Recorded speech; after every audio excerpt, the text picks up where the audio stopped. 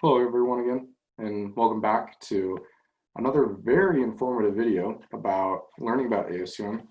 This one will be a rather quick video, and it will just be talking about kind of ASUM house rules and kind of how meetings look. I won't be going through the entire document. It's only 4 pages, so if you want to go ahead and read it, go right ahead. But I just want to point out some of the things that I pointed out in past videos, but just kind of want to show you kind of where it is. So. First, I mean, obviously you can see the oath of office is in here. So if you're ever wondering what you're going to recite when you take the oath, that's it. Just a couple things that I wanted to point out in this document that relate to resolutions and kind of what you might be doing. So the first one is this. ASUM Senate meetings have to be conducted in Robert's Rules of Parliamentary Procedures, so make sure to be aware of that. And then when you look at this, so this is an important one, and it might change when you get on Senate, or for future Senates, but all completed resolutions have to be to the appropriate committee and its chairperson within 48 hours of its proposal. And all completed resolutions that were proposed in new business have to be submitted within 42 hours following the start of the Senate meeting. So as I talked about earlier, if your Senate meeting starts Wednesdays at 6, it has to be in Fridays by noon. So just make sure to be aware of that. These other ones aren't really that important, but if you want to read through it, go right ahead. And then these next few parts go through and just kind of talk about the resolution and the way that it goes through committees and how it gets placed on the Senate agenda. This is already something that I talked about in a previous video, but this process is outlined in House rules. So it's important for you to read it just so that you are aware of kind of the process. And then obviously you can see it goes on through there. There's a couple other things that I want to point out in there, a couple that I think would be really, really important for you. The first is that let's say a committee amends a resolution so much that the author believes it goes against the intent of the resolution. They can make a point of order to the chair, or the chair can examine the resolution before the Senate meeting and determine that it did go against the intent of the resolution and send it back to committee. If the chair makes that ruling, then the committee has to see it at its next Senate meeting at its original form and vote on it in a way that doesn't amend the intent of the resolution.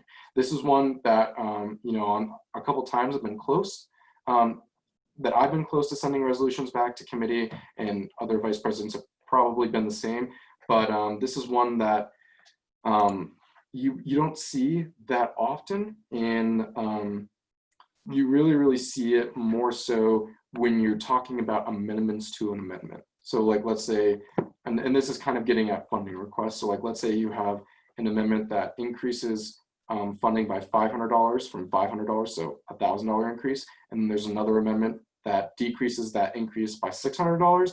That would be against the intent of the amendment too. So that's also another judgment when you're doing motions during Senate meetings or when you're doing motions during funding requests, that it has to stay in line with the intent of a motioner, so a motion to amend, or if it's a resolution, it has to stay in line with the intent of the resolution. And the chair does have discretion in ruling that it is within the intent of the resolution, or if it's not within the intent of the resolution. So just be aware of that one, and making sure that you're abiding by the author's wishes to be for it to be in line with the intent of the resolution. The next one, very quick. In order to conduct a Senate meeting, 2/3 of the total number of executives and senators holding office have to be at that Senate meeting. No business can be conducted if there's not that number. So there is that. Though another thing to pay close attention to is if you introduce a constitutional amendment or a referendum or an initiative, it has to be seen in 2 Senate meetings during the year. So I know it's a little bit confusing on the language that it has to table for 2 weeks after its introduction.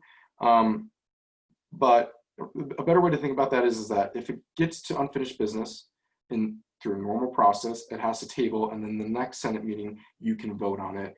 Whether if you want to pass it, you can pass it. If you want to kill it, you can still kill it in the first Senate meeting. And I think that is pretty much it. The other thing to go over, I'm not going to be explaining all of this, but impeachment removal, this is a good section for you to read. So for instance, there's two types of impeachment proceedings, I should say. The first one is absences. So if you are over 3 unexcused absences, you can get impeached for absences and potentially removed from office.